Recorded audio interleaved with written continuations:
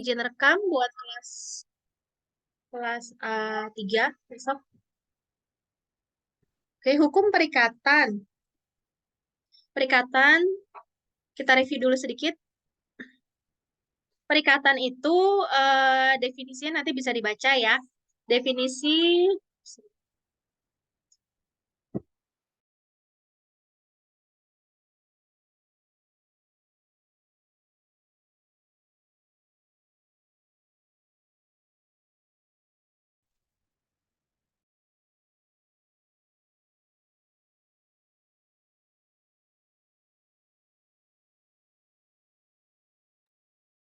Oke, jadi bahwa perikatan itu adalah hubungan hukum, ya.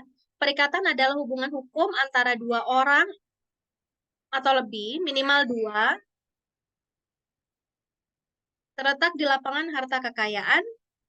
Pihak satu berhak atas prestasi, pihak lain wajib memenuhi prestasi.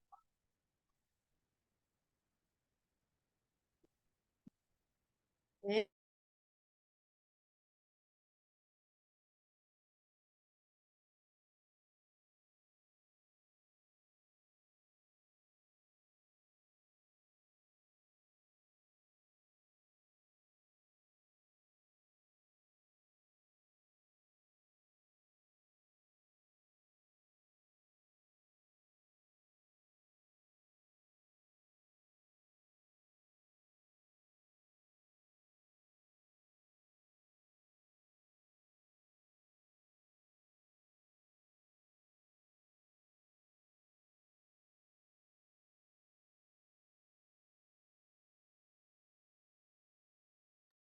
Oke, baik. Perikatan, maaf ya, perikatan berasal dari Latin. Jadi kalau kita dengar perikatan dan undang-undang kita, buku 2 KUH Perdata itu sama dengan yang ada di Belanda, Prancis yang menjajah Belanda, di mana mereka dijajah oleh Romawi.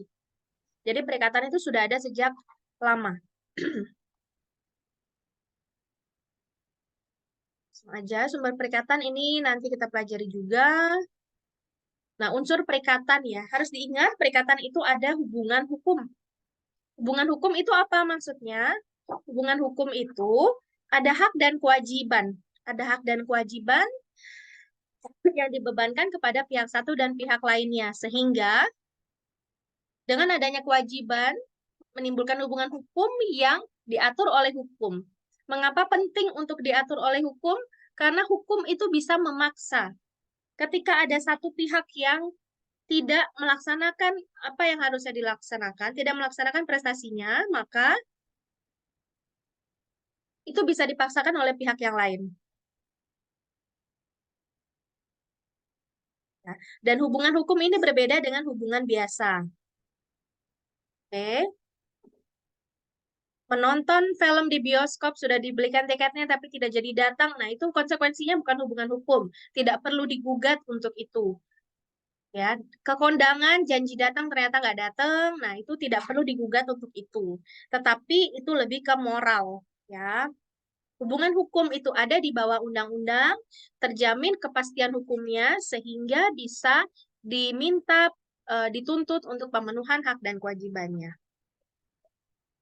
Kedua, unsur yang kedua, konteksnya adalah harta kekayaan.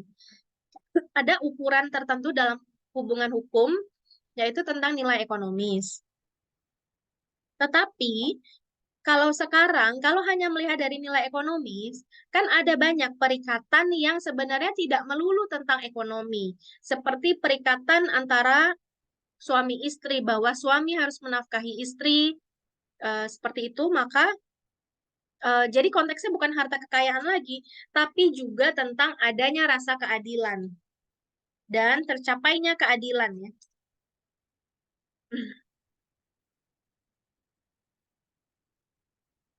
Bisa dan atau ya. Jadi kalau dulu dan di dalam KUH Perdata disampaikan bahwa eh, perikatan itu mengenai harta kekayaan, iya, memang ada nilai ekonomi di dalamnya, ada untung dan rugi di dalamnya. Tetapi tidak hanya itu, ada juga demi tercapainya keadilan. Misalnya apa? Tuntutan nafkah dari istri yang sudah bercerai kepada suaminya untuk tetap menafkahi. Kan soal tuntutan nafkah itu juga ada ya di buku 1 KUH Perdata ya. Itu perikatan yang lahir karena undang-undang. Memang nanti kita akan masuk ke sana. Kemudian ada dua pihak. Dua pihak harus terjadi antara dua orang atau lebih. Ada pihak kreditur yang berhak atas prestasi dan berpiutang, ada pihak debitur yang wajib memenuhi prestasi karena dia berhutang. Nah, pihak kreditur dan debitur ini bisa diganti ya. Bisa diganti, tapi kalau debitur diganti harus sesuai dengan persetujuan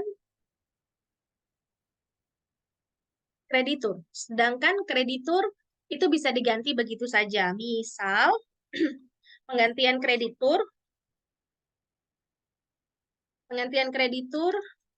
tanpa perlu woro-woro itu kalau misalnya krediturnya bank adalah sebuah bank yang di yang merger, yang akuisisi atau merger ya. Nah, para nasabah di dalamnya atau para debiturnya kan tidak ada perubahan hak dan kewajiban ya dengan si bank, dengan si kreditur. Tapi kalau D harus diganti dengan persetujuan dari kreditur. Karena asal-usul harus jelas. Apakah dia apakah eh, pengganti D itu adalah ahli waris atau siapanya, mungkin perusahaannya dibeli. Nah, itu harus jelas ya. Asal-usul subjek yang baru dan asal-usul dari ininya, uangnya, kewajiban yang akan dibergantikan itu. Sehingga seperti ini ya. Para pihak itu ada debitur dan kreditur. Kewajiban dan yang satu berhak atas prestasi. Di mana kreditur berhak menuntut pemenuhan prestasi. Ya,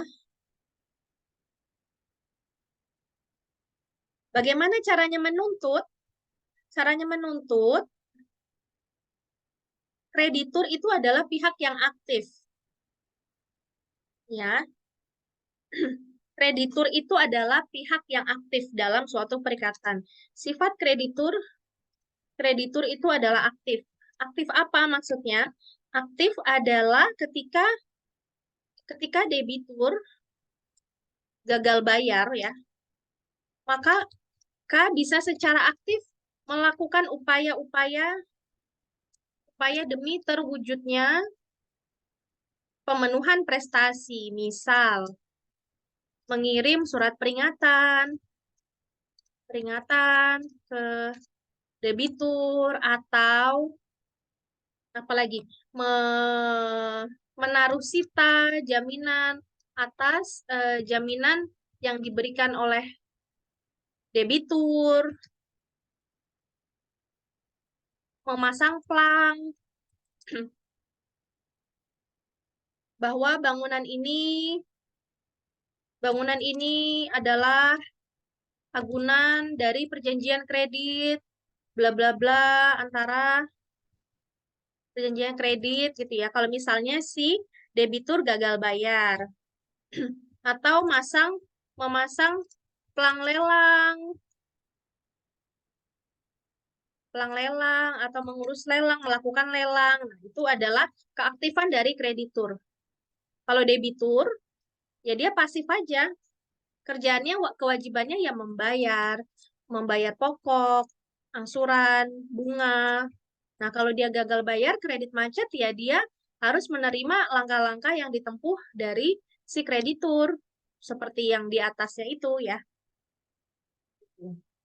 Itu jadinya penjelasan bahwa kreditur berhak menuntut pemenuhan prestasi, yaitu kreditur bersifat aktif. Ada lagi hak yang dimiliki kreditur. Hak yang dimiliki kreditur ada dua, hak menagih utang dan hak untuk menagih kekayaan debitur sejumlah berapa prestasinya, sejumlah uang ya, sejumlah prestasinya, sejumlah uang yang sejumlah nilai ya. Jadi dia nggak boleh menarik lebih dari sejumlah nilai. Oke, mungkin ada denda dan segala macamnya, ada bunganya, yaitu sejumlah sejumlah yang sudah disepakati, sejumlah kesepakatan.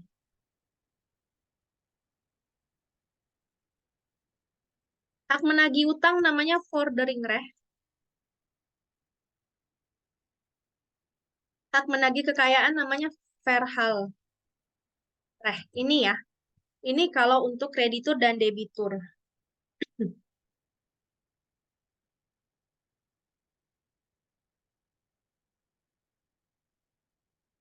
Kalau debitur itu, unsur debitur itu lekat dengan dua hal.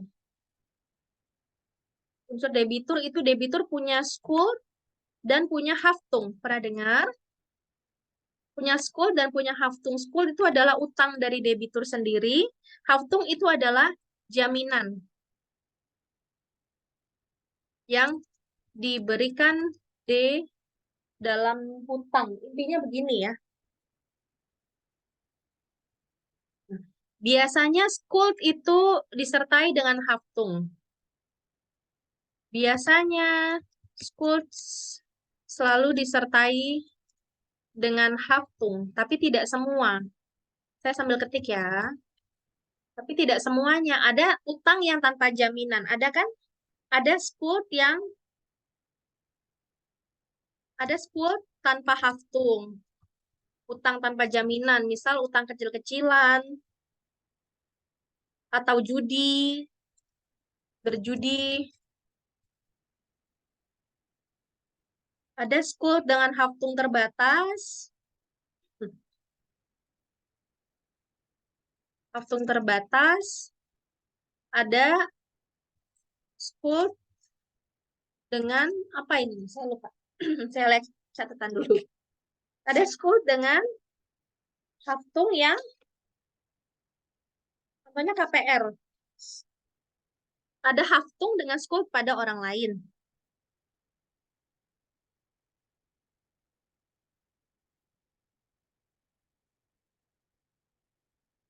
Iya,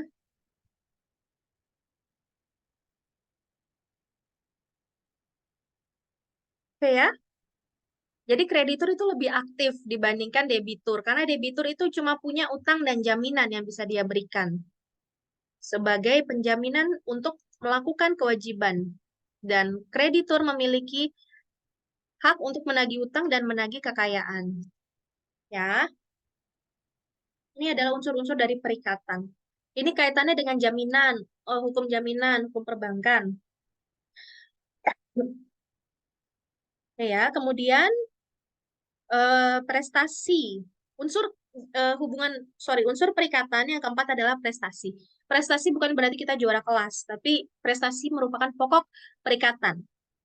Harus diingat, dihafal mati bahwa prestasi itu ada di pasal 1, 2, 3, 4 KUH Perdata.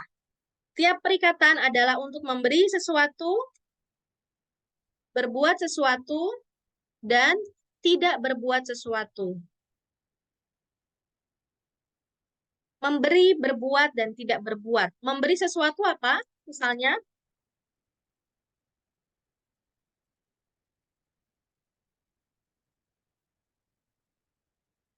ya misalnya memberikan pinjaman ya dari kreditor ya, memberikan pinjaman uang, kemudian si debitornya harus menyerahkan jaminannya, menyerahkan sertifikat misalnya, menyerahkan sertifikat lagi pada di jalan ini ya, menyerahkan sertifikat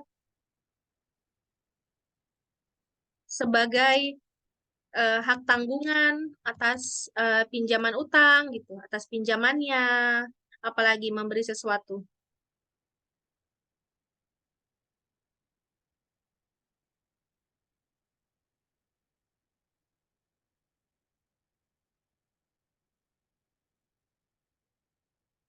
Nih ya, misalnya sewa berarti memberi manfaat, memberi ruang ya, memberi rumah sebagai objek itu ya, memberi rumah untuk disewakan. Nih ya, berbuat sesuatu untuk melakukan sesuatu. Misalnya melakukan apa? Renovasi rumah, membuat pagar, bikin taman, ya. Jasa juga bisa, melukis, memotret. Saya mau punya acara nih, tolong difotoin ya, gitu. Nah, itu bagian dari berbuat sesuatu, bagian dari prestasi. Kadang kan, saya mau difoto dong, mau ada acara ini, bayar berapa ya? Nah, itu sudah, oh saya bayarnya segini, 300 misalnya. 300 ya fotoin ya buat event saya, anak saya mau khitanan. Nah, udah tuh, itu berarti sudah ada perikatan ketika sudah ada kesepakatan harga dan deal. Itu ya. Jasa, jadi prestasi juga tentang jasa, tidak hanya tentang pertukaran barang. Ada lagi, tidak berbuat sesuatu.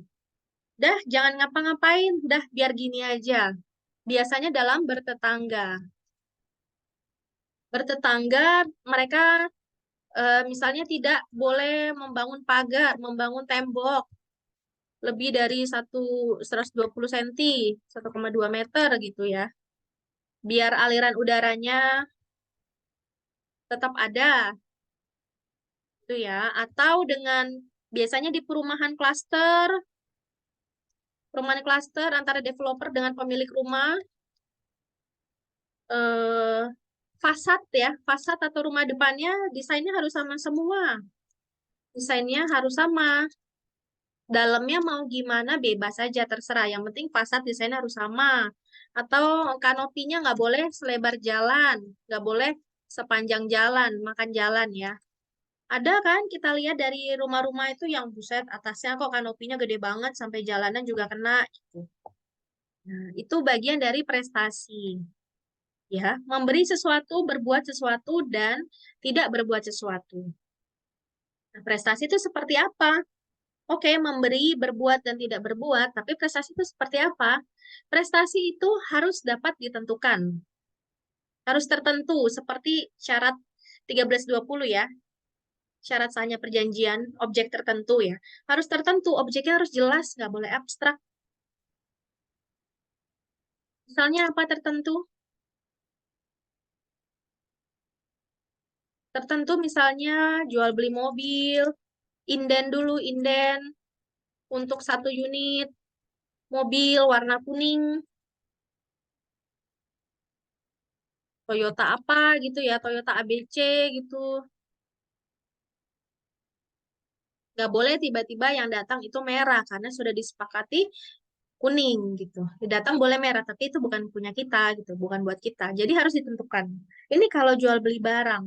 Lalu bagaimana dengan misalnya perkebunan? Kadang misalnya keluarga kita punya tanah gitu kan di kilo, diusahakan ditanami pohon gaharu, ditanami pohon duren gitu. Nah, misalnya eh, pembagian hasil panen, panen duren, duren kan per tahun ya, per tahun. Nah, bagaimana kan kita nggak tahu durennya dapatnya berapa nanti. Seperti itu ya. Jadi paling tidak disebutkan aja tanahnya.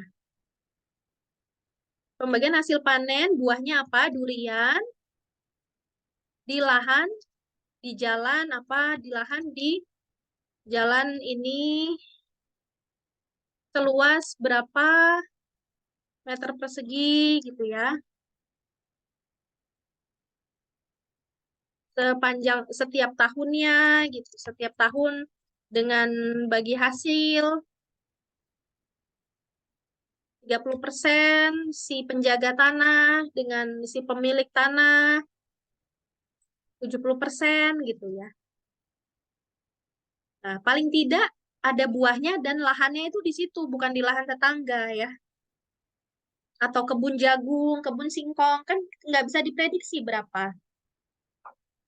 Seperti itu ya. Ini mengenai tertentu dan dapat ditentukan. Kalau ada yang mau nanya, boleh. Syarat yang kedua, bahwa prestasi itu harus diperbolehkan. Prestasi itu harus diperbolehkan oleh siapa? Oleh hukum, oleh undang-undang, oleh norma kemasyarakatan kita, kesusilaan, sorry, ketertiban umum, ya nggak boleh tuh. Yuk bantu aku kerja, yuk kerja apa? Kurir, kurir apa? Kurir obat. Obat apa? Obat-obatan terlarang. Nah itu jelas terlarang, nggak boleh ya. Terlarang, nggak boleh. Itu ya. Jadi barangnya harus halal. Ini ya, kausa yang halal ya. Sebabnya harus halal. Kemudian, kenapa nih? Kemudian prestasi itu harus dimungkinkan, bukan sesuatu yang membual. Misal, janji eh, transportasi ya, ada jasa pengiriman transportasi mobil dari Jawa ke Kalimantan, dari Tanjung Priuk ke Balikpapan. Itu dia menjanjikan cuma 2 hari langsung sampai. Nah itu kan nggak mungkin. Naik kapal feri, nggak mungkin kan naik pesawat mobilnya gitu. Biasanya tuh 5 sampai 7 hari ya, 5 sampai 7 hari. Nggak mungkin dia menjanjikan 2 hari langsung sampai gitu. Dari Jakarta ke Balikpapan naik kapal feri. Nah, jadi prestasi itu bukan bualan, benar-benar tapi exact gitu ya. Estimasi boleh, tapi yang memungkinkan, yang masuk akal gitu loh. Estimasi 5 sampai 7 hari ini memungkinkan karena masuk akal. Jadi jangan bualan gitu. Atau misalnya kamu mau rumah, dapat rumah, tapi ambilin dulu itu bulan dan bintang di langit gitu kan gak masuk akal ya. Dapat rumah kalau bisa ambilkan bintang di langit. Nah, itu kan ambigu ya. Bintang laut, bintang di langit.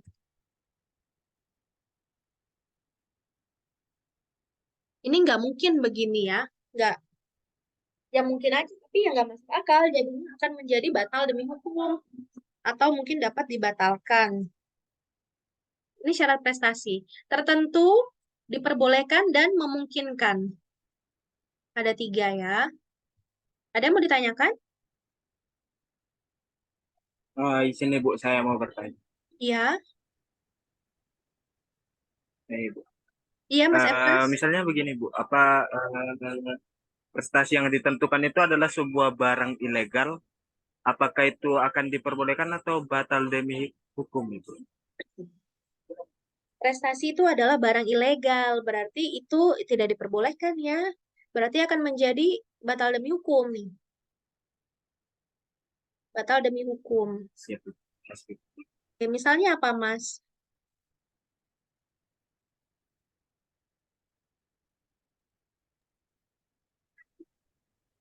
Ini sih Bu, apa seperti alkohol mungkin nih Bu?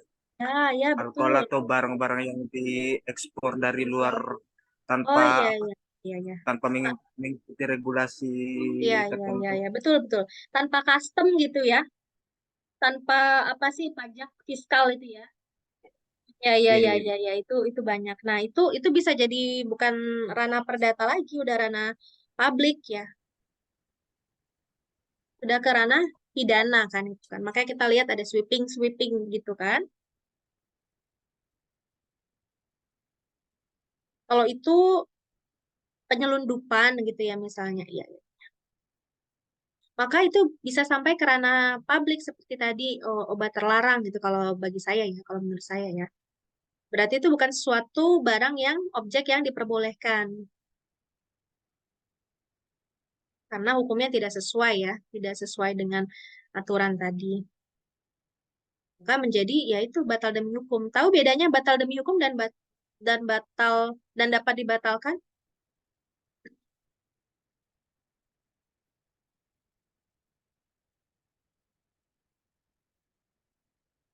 Nanti dipelajari ya. Perdata itu harus dihafal. Syarat sah perjanjian dan efek dari perjanjian itu. Kalau memang ada yang tidak sah, syaratnya ada 2, subjektif dan objektif. Kalau syarat subjektif tidak terpenuhi, maka dapat dibatalkan. Kalau syarat objektif tidak terpenuhi, maka akan batal demi hukum. Nah, itu dihafal ya.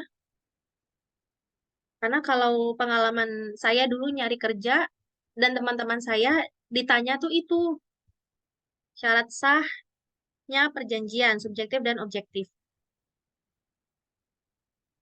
Kemudian lanjut dulu tentang sistem hukum perikatan. Sistem hukum perikatan itu sistemnya terbuka. Karena terbuka, jadi dia disebut hukum pelengkap. Hukum pelengkap bukan berarti tidak penting ya.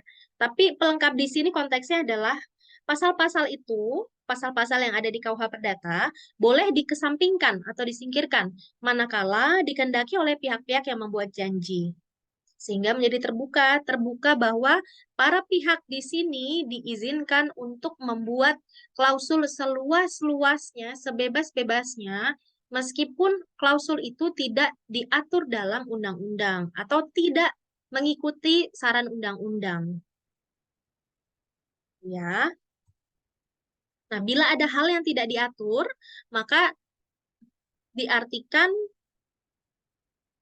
para pihak akan tunduk pada undang-undang, akan merefer pada undang-undang. Misal,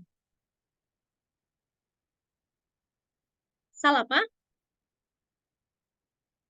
Jadi pokoknya si para pihak ini boleh tuh atur sendiri ya, kebebasan seluas-luasnya kepada masyarakat eh, untuk tidak terikat pada KUH Perdata, tidak terikat pada pakemnya gitu. Boleh atur sendiri karena apa? Karena syaratnya perjanjian itu kan harus ada kesepakatan. Jadi asal sepakat maka itu perjanjian sudah lahir. Perikatan sudah lahir kan, perjanjian bagian dari perikatan ya. Asal sepakat. Jadi misal yang poin 3 gini, bila ada hal yang tidak diatur maka diartikan pada para pihak tunduk pada undang-undang. Poin 3 maksudnya gini. Misal saya sepakat dengan Mas Efras.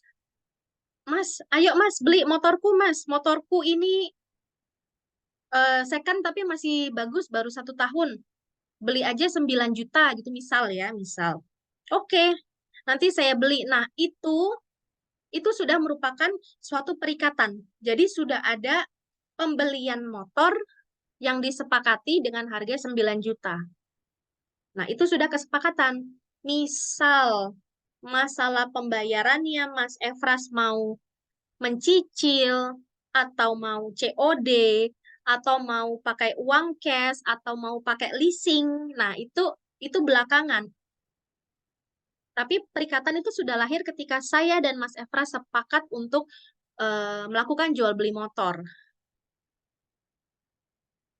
Itu kalau motor ya, kalau buah beda lagi gitu. Jadi walaupun barang itu belum diantar, motornya belum saya antar ke Mas Efras, kemudian metode pembayarannya belum tahu apa. Nah, metode pembayaran dan pengantaran itu bisa merujuk pada undang-undang yang ada, misal KUH Perdata gitu. Atau undang-undang hak tanggungan misalnya, atau apalah undang-undang terkait gitu ya. Semoga bisa dipahami ya. Jadi, perikatan dan benda itu dua hal yang berbeda. Perikatan itu sistemnya terbuka, kalau benda itu sistemnya tertutup. Sini, nggak usah gitu. Maaf ya, sebentar.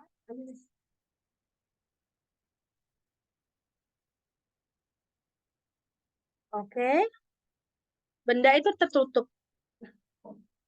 Ini ya, kita bicara benda ya, saya tulis di sini. Benda tertutup karena hak dan kewajibannya, hak dan kewajibannya terbatas pada aturan undang-undang dan KUH dan KUH Perdata. Tidak boleh lebih, tidak boleh melewati atau menyimpangi apa yang ada pada pasal-pasal di peraturan perundang-undangan. Tapi kalau perikatan, setiap orang boleh mengadakan perikatan apa saja, baik perikatannya itu bernama maupun perikatan yang tidak bernama, nanti kita belajar. Yang penting tidak bertentangan dengan kesusilaan bla bla bla ya. Dibatasi oleh ini ya. Ingat ya, kalau benda itu berarti di buku 2 KUH Perdata. KUH Perdata. Kalau perikatan buku 3. Ingatkah kalian kalau KUH Perdata yang kita pakai itu kita hanya mengacu pada benda tidak bergerak saja. Kalau benda bergerak saja. Kalau mengenai benda bergerak, barulah kita bisa merefer pada KUH Perdata buku 2. ya. Tapi kalau untuk benda tetap atau tidak bergerak seperti tanah, bangunan, rumah, susun ya, kebun gitu. Kita mengacu pada apa? Pada Undang-Undang Pokok Agraria nomor 5 tahun 1960 ya. Jadi ketika kita melihat ada pasal tentang benda tidak bergerak di buku 2 KUH Perdata, jangan dibaca. Jangan, sudah tidak dipakai lagi. Oh, baca boleh, tapi jangan diaplikasikan ke zaman sekarang. Karena sejak tahun 60, kita sudah tidak memakai aturan dari KUH Perdata tentang benda tidak bergerak. Karena kita sudah melahirkan UU Pokok Agraria, ya. Peraturan Dasar tentang Agraria. Itu ya. Jadi tentang benda bergerak saja, motor, kendaraan, kapal dan pesawat itu masuk ke benda, hitungannya masuk ke benda tetap karena mereka formatnya, beratnya, volumenya berapa meter kubik gitu. Tapi masih diatur di buku 2 KUH Perdata. Walaupun kapal pesawat itu hitungannya benda tetap, tapi masih masih ikut kapal dan pesawat masih ikut aturan buku 2. Ya, untuk benda tetap jangan pakai lagi. Ini ya. Nah, kalau perikatan itu sistemnya terbuka tadi ya, bebas. Kenapa bebas? Kita membuat perjanjian apapun, walaupun itu sudah dan belum pernah diatur di KUH Perdata, karena kalau diingat tentang ini, pasal 1338, semua perjanjian yang dibuat secara sah berlaku sebagai undang-undang. Perjanjian dibuat secara sah berlaku sebagai undang-undang. Karena undang-undangnya mereka sekarang si kontrak ini, si perjanjian ini bukan KUH Perdata lagi, bukan BW lagi. Ya, asalkan itu dibuat dengan sepakat ya. 1320 kan syarat sahnya perjanjian kan sepakat. Saya sepakat aja yang pertama ya, padahal cakap yang pertama ya. Sepakat cakap objek tertentu dan sebab yang halal. Nggak boleh sebab yang haram atau melanggar hukum atau norma atau kesusilaan. Yang penting itu sepakat. Ya. Asal sudah sepakat, maka itu adalah undang-undang bagi mereka. Nah, semua di sini, kata semua di 1338 itu artinya poin 1 yang merah ini. Kebolehan bagi masyarakat untuk membuat janji berisi apapun, dan janji itu mengikat mereka semua yang membuatnya. Asalkan dibuat secara sah. Kenapa harus sah? Karena harus menurut hukum, supaya tercapai asas kepastian hukum. Kenapa harus ada asas kepastian hukum? Supaya bisa dilindungi pentingannya. Ya, karena hukum kan imperatif ya, hukum itu memaksa. Jadi hak dan kewajibannya dan tujuan dari perjanjian itu bisa tercapai. Poin 3, perjanjian itu nggak bisa ditarik lagi. Selayaknya undang-undang nggak bisa ditarik. Bisanya uji material, tapi belum tentu ini kan. Nggak bisa ditarik lagi kecuali mereka sepakat. Nih lagi-lagi tentang sepakat ya. Sepakat. Asas konsensualisme. Yang artinya perikatan itu sudah lahir. Perikatan sudah lahir sejak ada sepakat.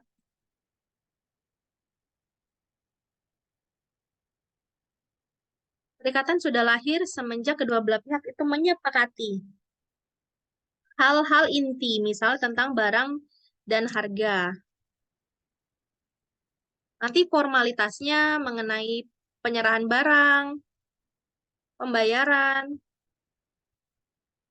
resiko, asuransi, nah itu mengikuti belakangan. Jadi jangan nunggu semuanya ini komplit dulu baru lahir perikatan. Tidak seperti itu, Ferguson, ya. Jadi yang penting ada sepakat dulu tentang barang dan harga. ininya belakangan. Kalau tidak diatur mengenai formalitas ini berarti mengikuti aturan undang-undang. Jadi bukan berarti kalian sudah janjian sama teman tentang barang dan harga itu nggak bisa dituntut tuh. Bisa kalian digugat atau diingati, disomasi gitu ya. Itu bisa. Mana bisa orang kita sepakat cara bayarnya aja belum. Nah, itu nggak begitu. Dalam hukum kita itu tidak seperti itu.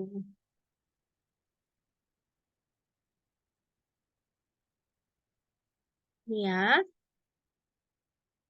jangan lupa kita punya asas ini. Ketentuan yang khusus dimenangkan dari ketentuan yang umum. Ini juga kenapa ketika sudah ada perjanjian yang sah di antara